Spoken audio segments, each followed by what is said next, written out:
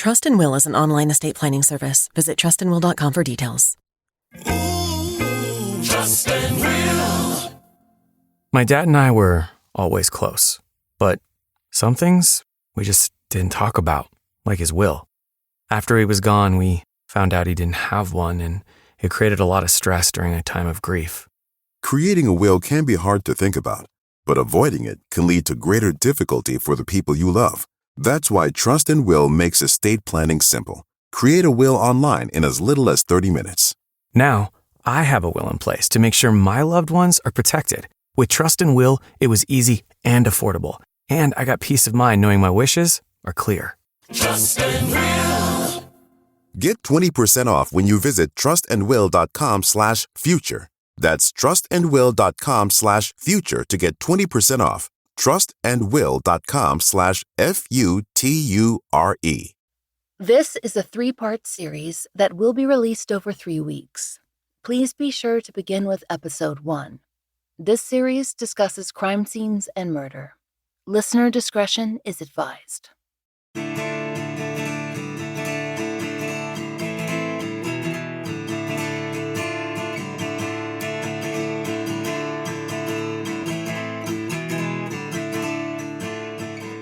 This is The Fall Line.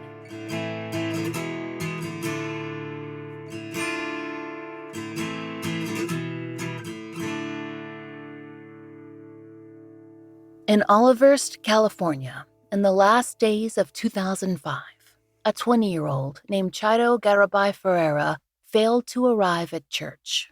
Her family had gone on ahead and expected her to appear later.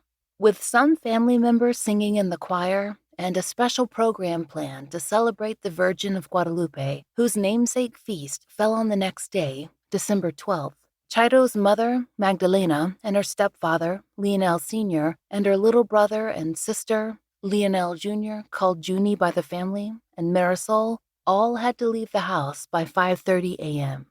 They piled into Lionel Sr.'s Dodge Ram for the trip, but Chairo had her own car, paid for by her job at the local video store, so she could sleep in a little and meet her family later. They'd be performing at 2 different masses that morning.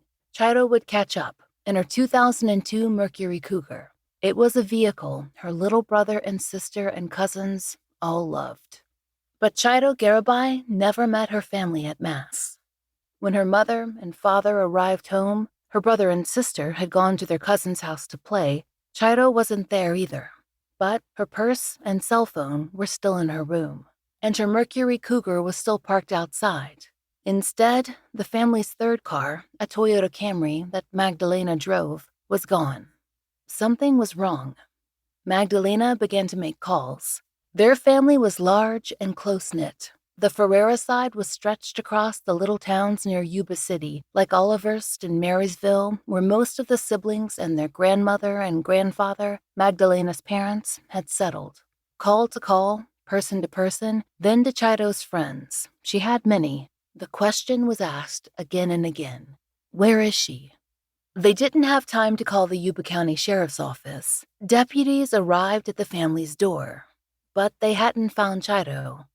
According to the Appeal Democrat, the family's Toyota Camry had been discovered, quote, submerged in the Bear River next to a train trestle a half-mile east of Highway 70. That was an area a few miles from the family's home. That's right at the Yuba County and Sutter County lines. The car had been spotted, per the Democrat, by, quote, a nature photographer. It was just chance that the Camry had been found so soon. They'd followed the registration to Magdalena and Lionel's home. But there was no sign of Chairo, and there wouldn't be, not for days and days. Even with exhaustive ground searches, endless flyering by her family, sleepless nights, she had entirely disappeared. The only sign at the house that was unusual, law enforcement noted to the Democrat, was that there was an open window, and the screen to the window was laying outside on the ground, and it was unclear whether this had anything to do with her disappearance.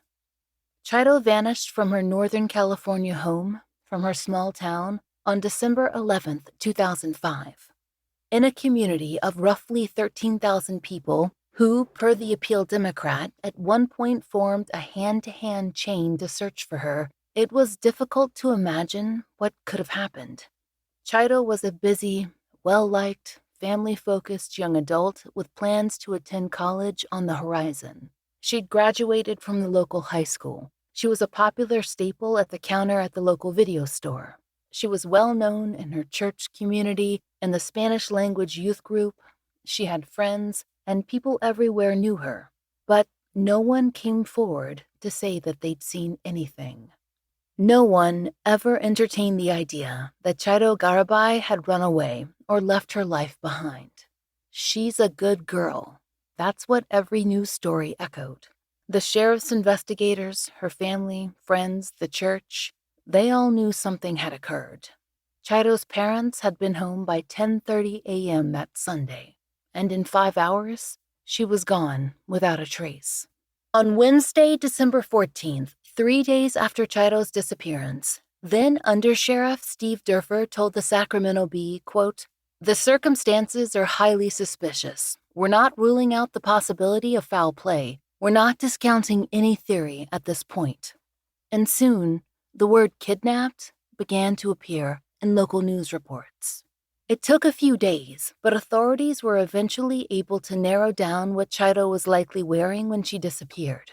Cowboy boots, jeans, a zip-up hoodie. She might have had on her favorite jewelry.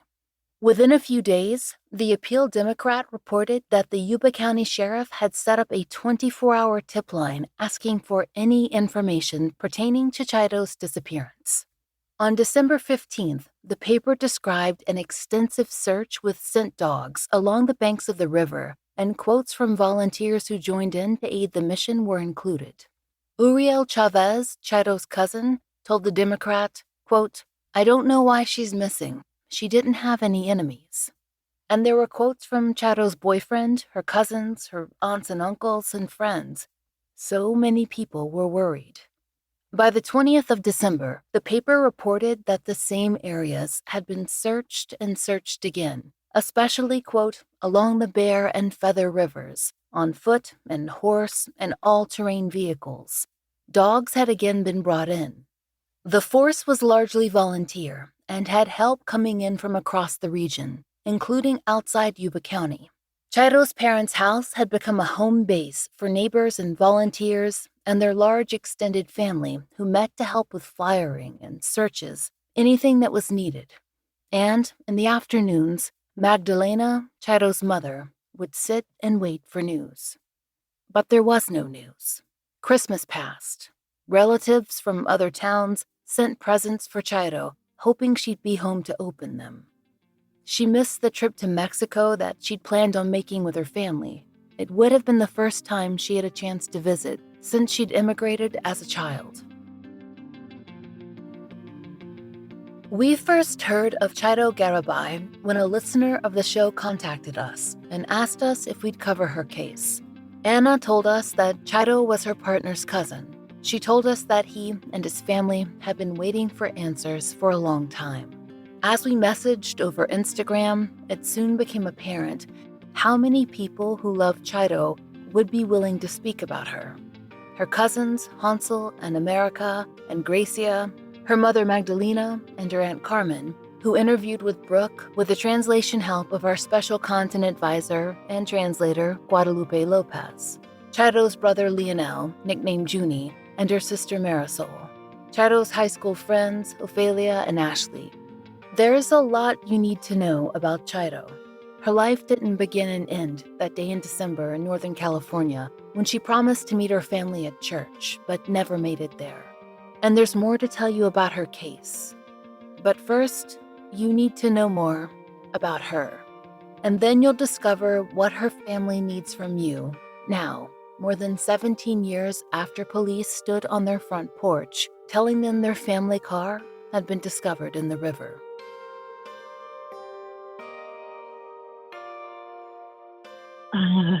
Es que antes de que naciera mi hija, ese nombre yo lo oí de una artista mexicana que tenía ese nombre se le puede poner niña o niño. Entonces dijo Chairo. Y a mí me gustó ese nombre luego. That was Magdalena, Chairo's mother, talking about how she chose Chairo's name. She told us that she liked the name Chairo because it was gender neutral, and she first heard it as the name of a Mexican artist. She told us, quote, "One day my sister-in-law mentioned the name Yosefe, and I liked how it sounded, Chairo Yosefe, and so that's what we named her. The meaning for Chairo is welcome to this world, and Yosefe means white dove. The meaning is wonderful. That's why I loved it, and it fit her very well, because my daughter was always very happy. She had a smile that never went away. Today, many of her friends that I keep in touch with have told me they named their children after her, and it makes me very happy." Unlike her younger brother and sister, Chairo was born in Mexico. She moved with her mother and several other family members to California when she was young. She hadn't seen her biological father since then, and there were plans for her to meet with him when the family took their Christmas trip in 2005. But, of course, with her disappearance, that trip never came. No one wanted to leave, not even the city, to see family close by. They needed to be on hand to find her. How her family came to settle in the Sacramento Valley region was a story told to us by several of Chairo's loved ones, but principally by her cousins, America and Hansel. America was close in age to Chairo. Hansel is one of the younger cousins. That's how everyone discussed it with us, the young cousins and the older cousins. Two social circles, with the older sometimes caring for the younger. America talked to us about when she and Chairo moved from Mexico to California, back when they were very small. So our age difference is not too big. Chairo, her birthday's April 10th, and mine was January 4th. So we're maybe 9 months apart. And my first memories of mine and hers are probably actually quite a big memory, and it's an impactful one too, because it was when our parents decided to migrate over to the U.S. and me and her were only 4 years old, or she might have been 5 and I was 4. And so our parents brought us over here in their eyes to get, have a better future, work, and provide for us different opportunities that they felt that they couldn't provide for us in Mexico. So I came in with me, my dad, and her mom, and Chairo, because my mom was already in the USA. So we were going to come and meet up with her, me and my dad. And Chairo and my aunt, I don't quite know what my aunt's marital status was at that point, but I do know that Chairo did not have her biological father was not in her life, or wasn't very consistent, at least from what I understand.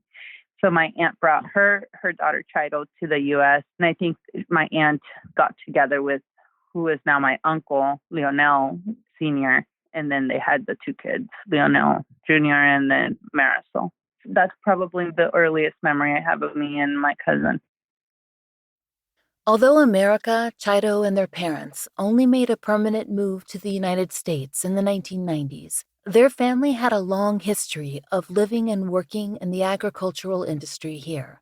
Hansel told us about their maternal grandfather who'd been part of the Bracero program established in World War II.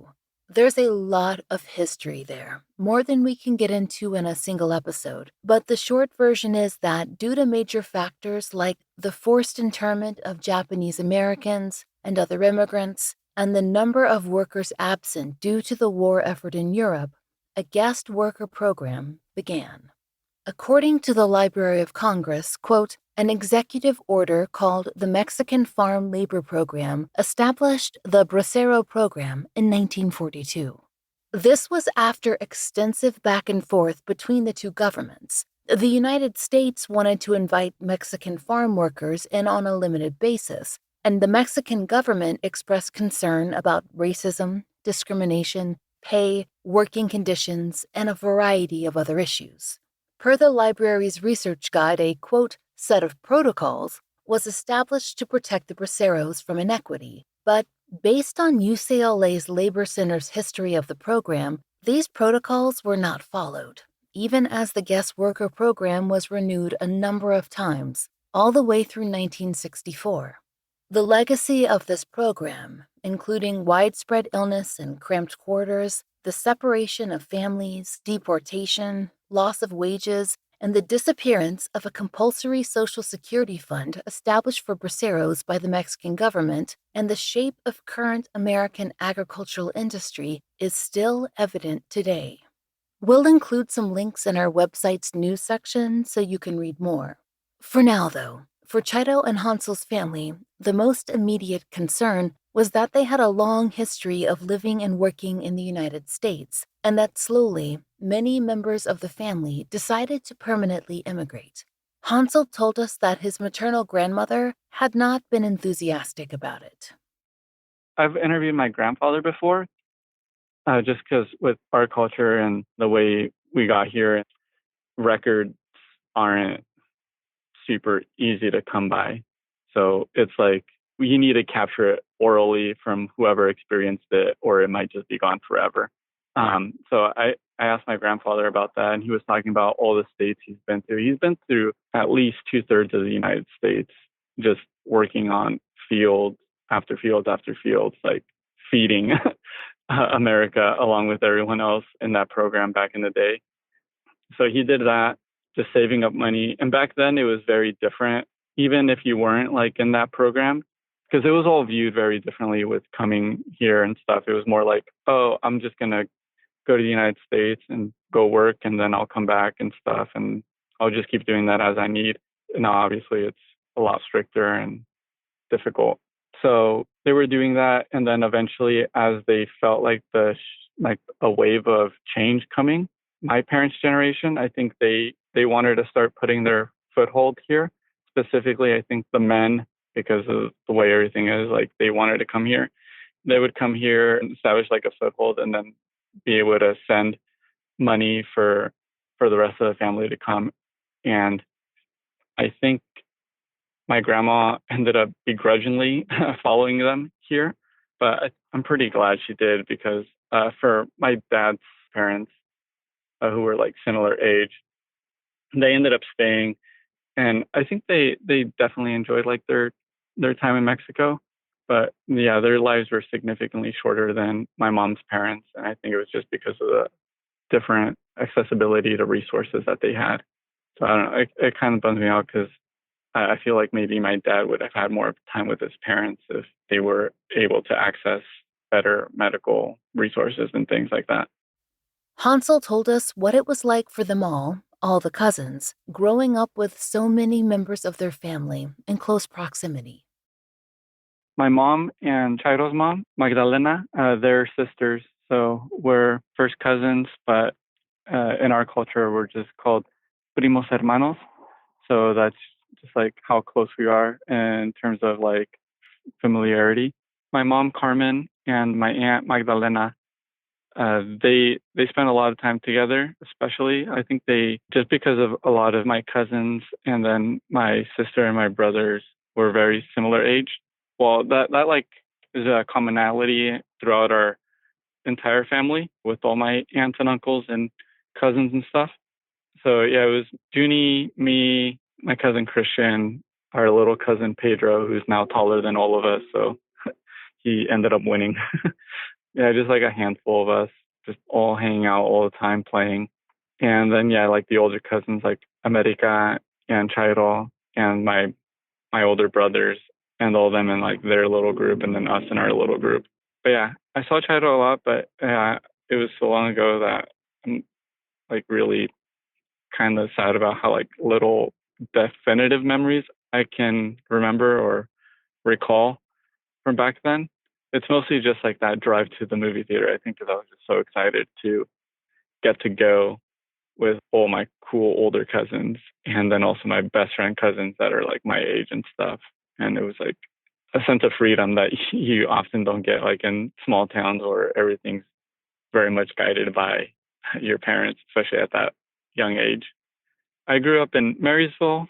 Well, a lot of us lived in Marysville, but then a large majority of my mom's family, the Ferreyra side, which is the side Chairo's on, they ended up moving to Olivehurst, which is just maybe like less than 10 miles down the road, like maybe 5. me and my sister and my brothers all grew up there. And so we were a little more disconnected from the rest of the Ferreiras because they all lived within like a stone's throw of each other in Olivehurst. But we would go over there and hang out and just playing tag or playing soccer or walking along like the areas between our cousins and Olivehurst's houses, since they were together. Like they were just like separated by like an unincorporated land area, and we would go and play over there behind the park or something, or go venture into like the wooded areas, or I don't know, whatever things kids do that looking back, it's like, oh, that was very sketchy. And if our parents weren't working as much as they had to, maybe we wouldn't have been allowed to do that. But yeah, just, I don't know, like typical stuff like that. And then eventually just riding bikes around town once we got older, and walking around town together to go to the local like taqueria or something like that. And then when we got cars, if we were still in the area, just driving to each other's houses to go hang out. Every single major holiday was just like we would make an excuse to just have like a big get together. So everyone's birthdays, every holiday, it would all be centralized at one house. And we would go there and everyone would bring like potluck style stuff. And our parents, like specifically all of our mothers, would work furiously like a day or two leading up to it to make their signature dish or something. Like for my mom, she's a glutton for spicy food. So she would be making like the spiciest salsa that will melt your tongue out of your mouth for the day leading up to the event.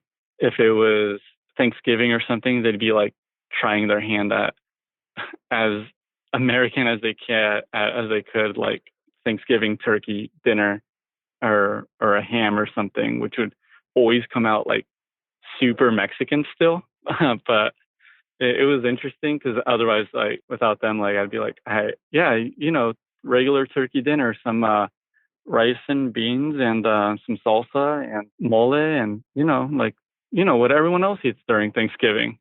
Every event was basically the same event with slightly changed filter to kind of make it make sense for why we were doing it. Like, oh, all the birthdays were basically the same, but just different person being at the center of attention.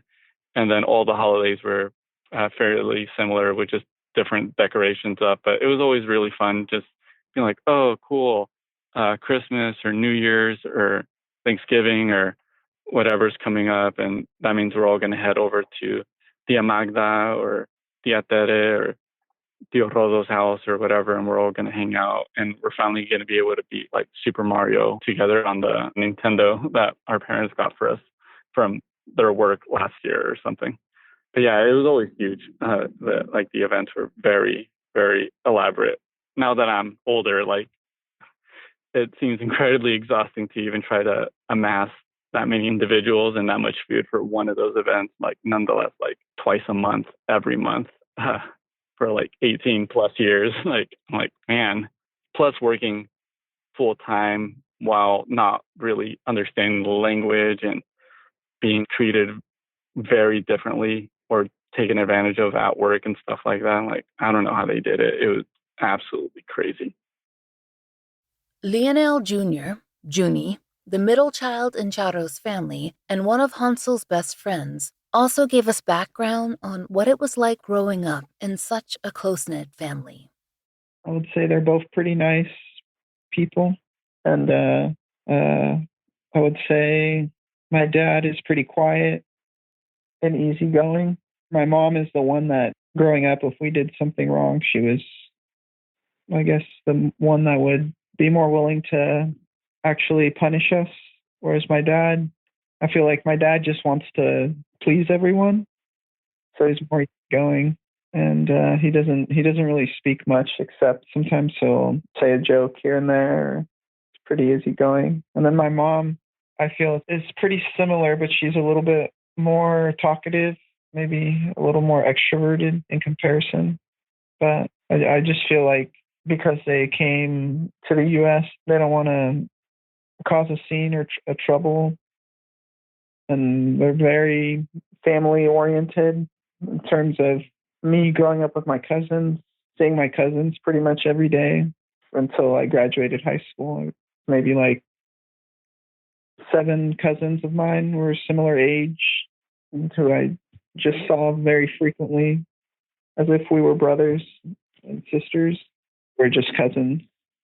I thought that was normal until I got older and I would hang out with friends and it's like, oh, you don't hang out with your cousin? And be like, no. And I'd be like, that's weird. I always see my cousin.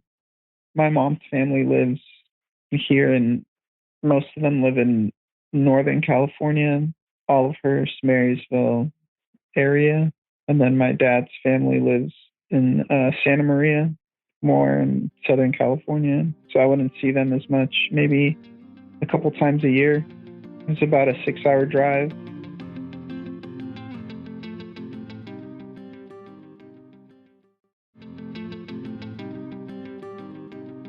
So, where does Chairo fit into all of this?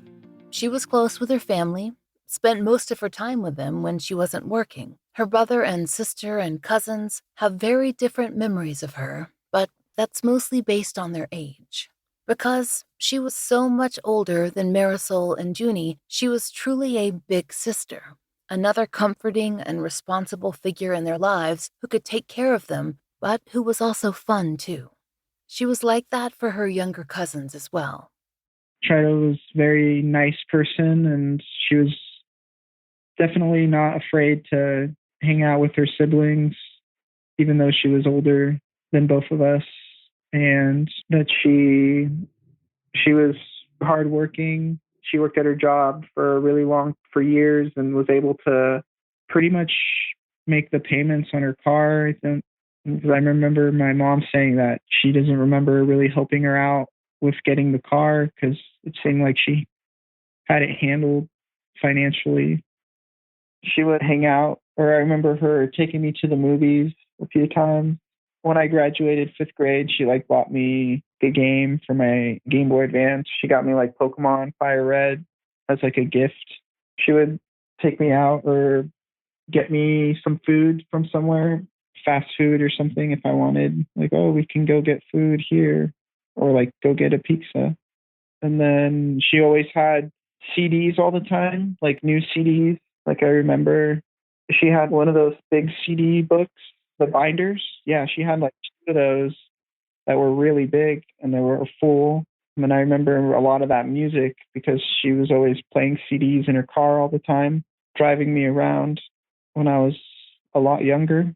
So a lot of the music I feel is informed by her, even though that's music that was popular in the early 2000s.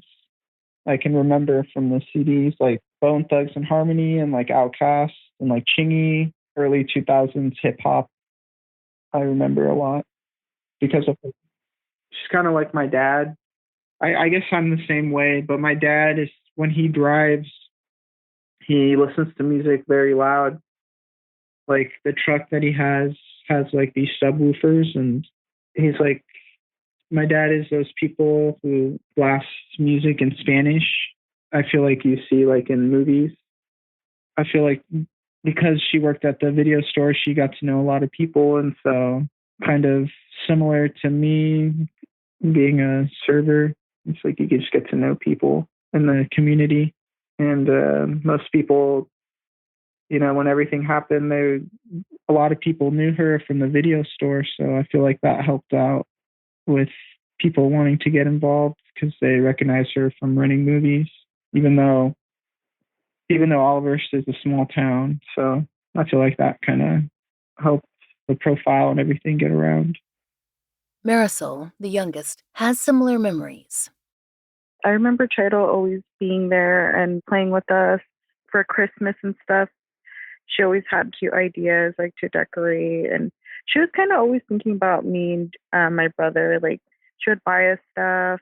She just always wanted to make things really fun for us so we would be happy. I liked being with her. I thought it was fun. She was kind of like my sister. She kind of knew what was fun for us, what we were into and stuff that we would like to do. I remember she would take us bowling too with one of her friends and her friends' younger siblings. Like she would do stuff a little bit different from like my parents because she knew what we were into, like what would be fun for us. Something that I always liked about her was that she was always into fashion, like the latest fashions and makeup. She actually dyed her hair a lot. She tried a lot of different hairstyles. She would cut it. She had like a lot of hairstyles. She always was dyeing it. And I thought it was cool because she looked good and everything. One of my cousins say she invented the smoky eye. Like she was really good at makeup and all that stuff. And I always thought it was cool. As for America, Gracia's sister, she and Chairo were in the same grade at school and had the chance to share nearly everything. They had their own lives, but they were still very close. I think that for the most part, we had different personalities in that she was more, especially in school, like she was more popular. She was definitely, I'm not saying like she was the popular kid in school, but she was more vocal and social. So she knew more people. I was more like shy and I didn't really have like a ton of friends.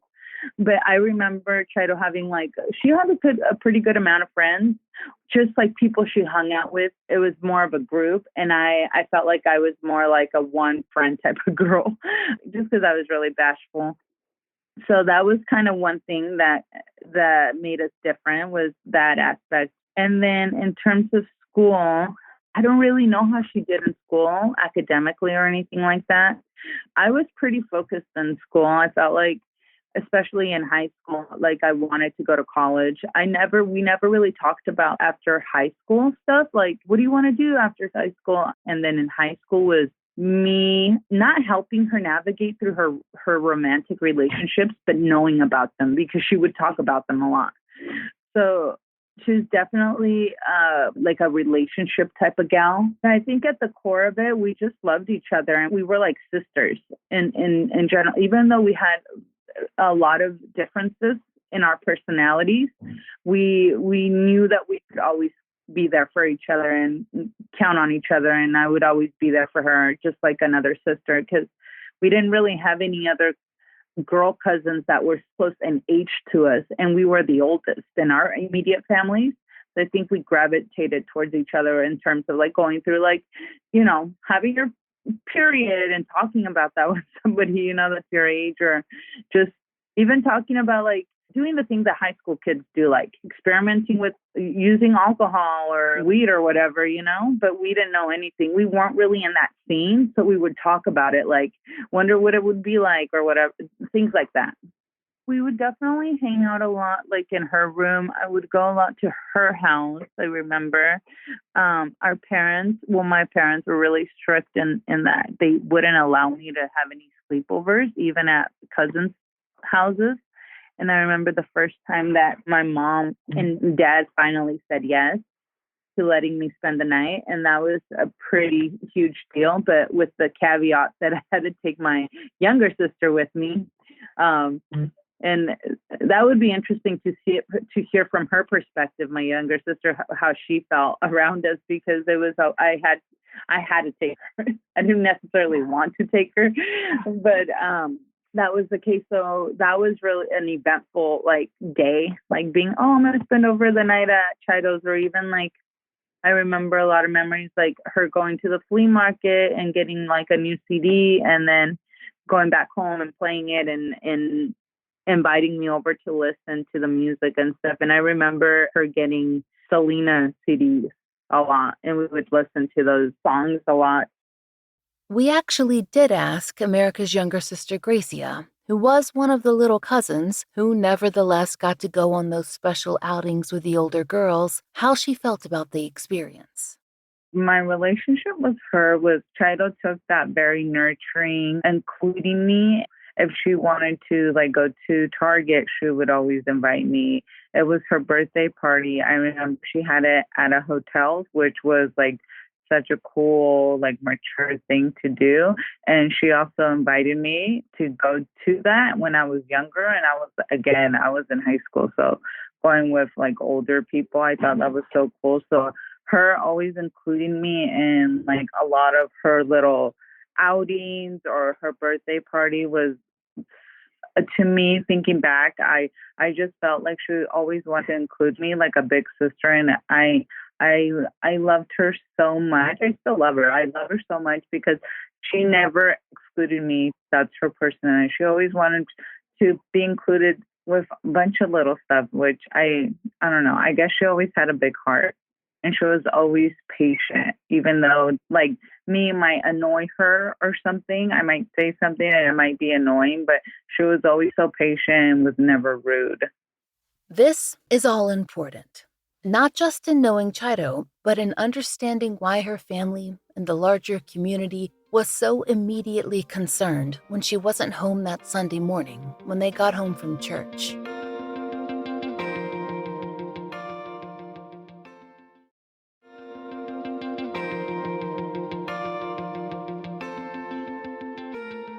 Chairo was a normal young adult with friends and a dating life who went to parties, had fun, but she stayed focused on her family.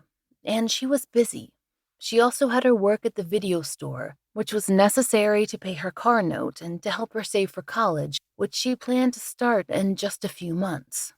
In fact, she normally would have been with her mother and siblings at church on Sunday, December 11th, 2005, but they'd left extra early that day because their family had a special role to play. Junie discussed that with us during his interview. I pretty much always remember going to church, and then when I was in maybe 5th or 6th grade, my mom started becoming more involved with the church in comparison to when I was younger. Like my mom joined the choir, and then I joined the choir when I was I think in 6th grade. So that's another reason why we had to go to church so much, because I would have to go, I think it was Tuesdays and Thursdays for choir practice. And then some weekends we would have to sing at a couple of different churches. Maybe one's in a different town, and then we go to the one that we normally sing at. The day that you're referring to, that at 5 a.m., we went to one church in Marysville that's pretty big to sing. And then we went to a very small church in the town of East Nicholas, which I don't know what the population is. It has to be like 200 or something. It's just a very small town. We sang in 2 churches that morning, the 5 a.m. and then the one in Nicholas, which had to be like 9 or 10 a.m. It's a really small church. So it was 2. That's a lot. Did you go home between? No, we didn't go. We just, one was over and then go to the other one. That day is like a very special, it's like, it has to do with the Virgin Mary. That's an important once a year mass that people go to. Other than Christmas, that is like one of the most important yearly church masses that people go to. La Virgen de Guadalupe. Chairo's mother, Magdalena, explained how they ended up separated that morning.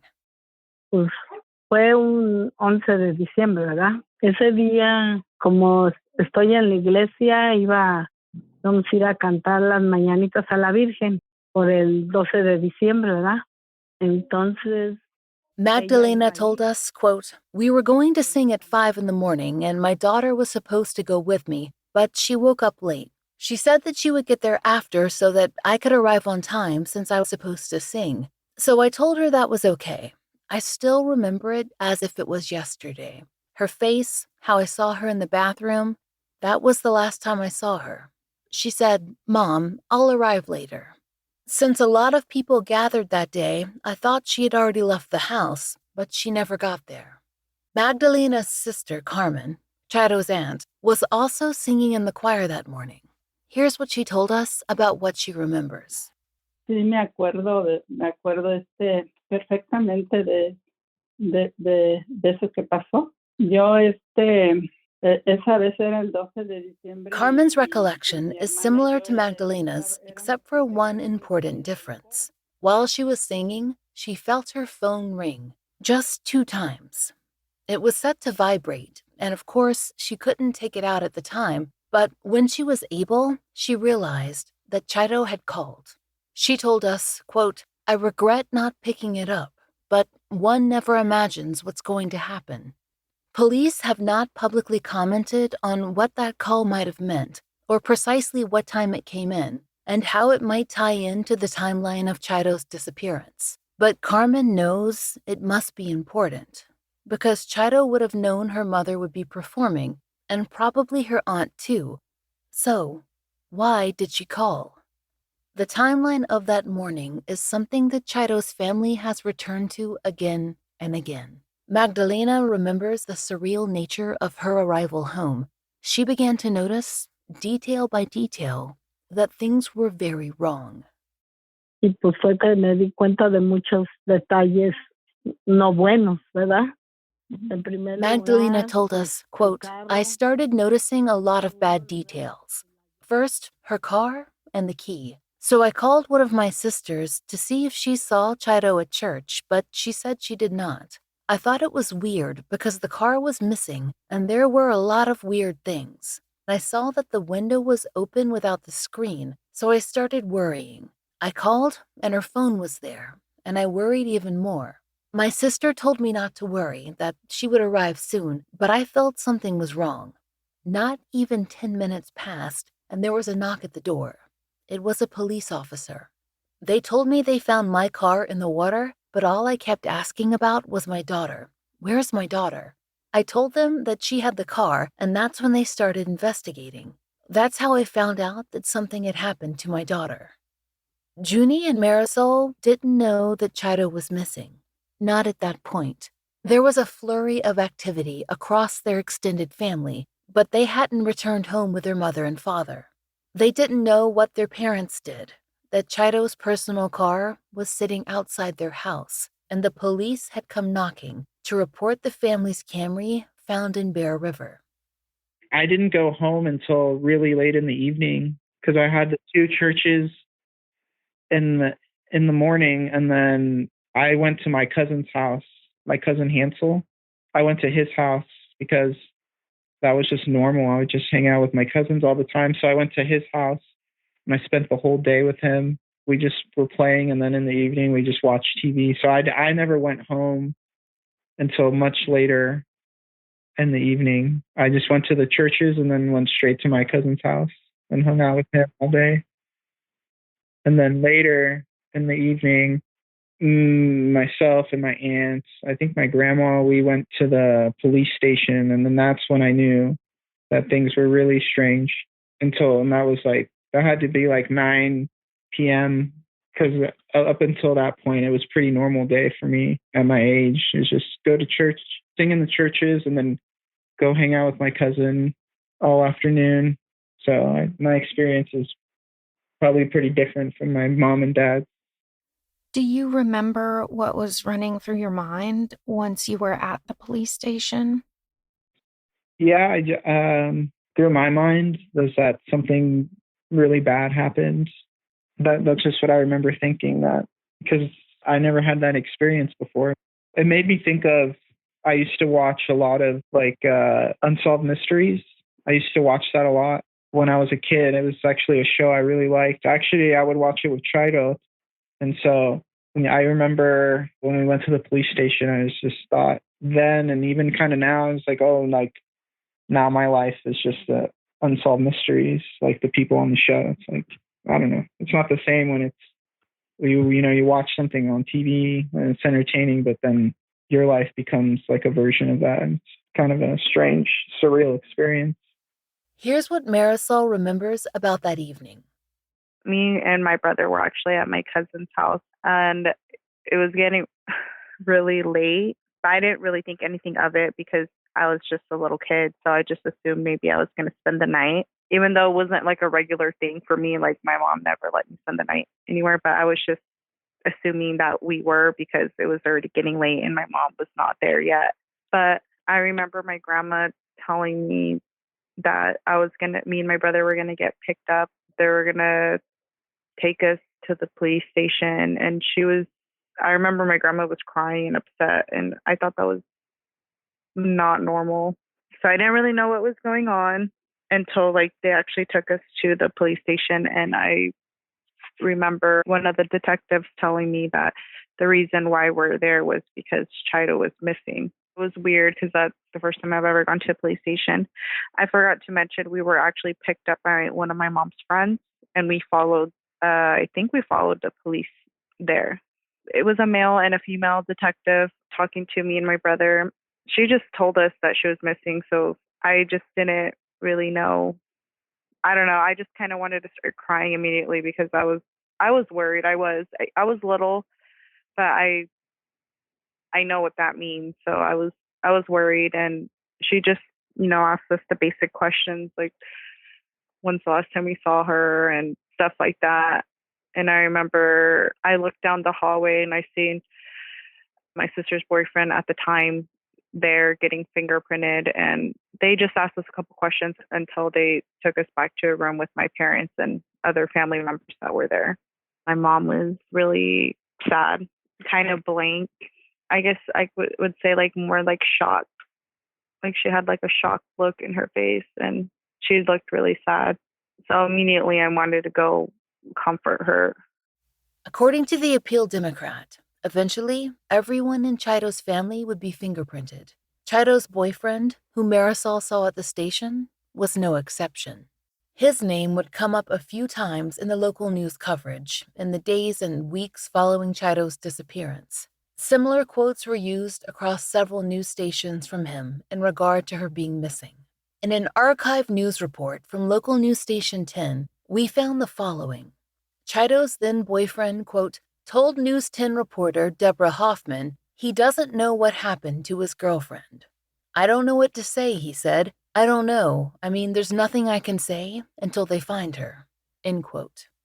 The same report noted that, quote, investigators have interviewed Chairo's boyfriend and several others, but would not elaborate on what, if anything, was discussed. They also served a search warrant, but have not specified to whom or where, end quote. The search for Chairo that began on Sunday, December 11th, 2005, would continue intensively for 2 weeks. Then, per the Appeal Democrat, efforts were scaled back, though the case was still very active and the tip line remained open. It wouldn't be until January of 2006 that the news would finally come to Chairo's family. A chance discovery brought on by the rising water levels.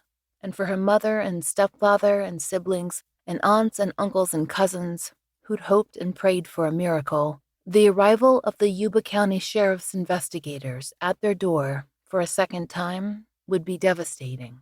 And with new discovery, a second investigation would begin. Next time on The Fall Line, part 2 of our 3-part series covering the case of Chairo Garibay Ferreyra.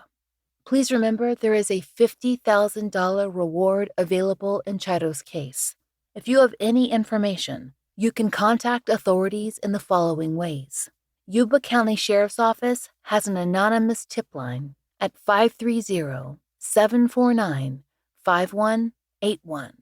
Their tip email is ycso@co.yuba.ca.us. If you know of a case that should be covered on The Fall Line, there's a link to our case submission form in the show notes. Thank you for listening. The Fall Line is an independently produced show, and we appreciate listener support. It allows us to do research, obtain FOIA, pay our content advisors, and support and donate to the causes we care about. If you try out the products we advertise, please use our sponsor codes. It really helps. And if you'd like to support the show and the stories we cover, join us over on Patreon. We're raising Patreon funds to continue to pay for the Millbrook Twins billboard and to fund therapies for families who've been on the show. Each and every one of our patrons helps us to continue this work, and we're so grateful. On Patreon, you can get early release, ad-free versions of our regular episodes for $5 a month. We also have occasional video live streams and blogs. If you prefer Apple Premium, we've begun that feed as well. The Fall Line is written, hosted, and researched by Laura Norton, with additional research by Brian Waters, Kiana Burgess, and Michaela Morrill. Interviews by Brooke Hargrove. Produced, engineered, and scored by Maura Curry. Special thanks to content advisor Guadalupe Lopez for translation and our interviews for this series. Additional content advisement by Brandy C. Williams, Liv Fallon, and Vic Kennedy. And, as always, our most special thanks to Angie Dodd, Liz Lipka, and Sarah Turney. Our monthly donation is currently going to Season of Justice to support their family grant initiatives. So far, 3 families who have appeared on the Fall Line have had billboards fully funded by Season of Justice family grants. Many more families tell us they have applications in, and we hope to update you on their progress soon.